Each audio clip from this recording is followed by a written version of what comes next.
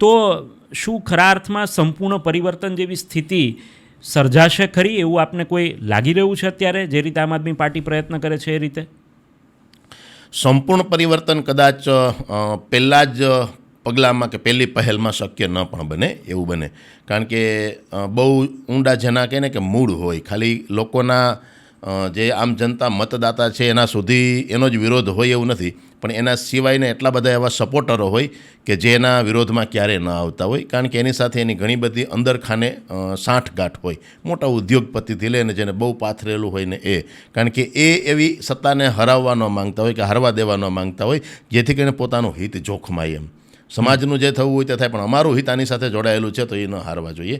આવો પણ એક આખો માહોલને વર્ગ હોય જ છે, એ તો બધાને ખબર છે, બરાબર છે. એટલે એ જેટલું આપણે ધારીએ છીએ એટલું પછી તો જનતા છે ભાઈ, કદાચ મૂળ બનાવી પણ લઈએ એમ. કારણ કે જનતા જનાર્દન છે અને એને જે કંઈ મનમાં ધાર્યું હોય છે, જેને કહીને કે આ બધા અલગ અલગ એનાલિસિસ કરવાવાળા જે કંઈ અંડર કરંટ કહેતા હોય ને ઇન્કમ્બન્સી કહેતા હોય ને નો અધર અલ્ટરનેટિવ ઓપ્શન કહેતા, અલગ અલગ એના તારણો અને કારણો હોય, પણ છતાં એથી વિરુદ્ધ જઈને પણ જનતા ઘણી વખત અમુક જગ્યાએ મન બનાવે છે. એ આપણે ઘણી વખત આપણી નજર સામે આપણે જોઈ લીધું હોય છે.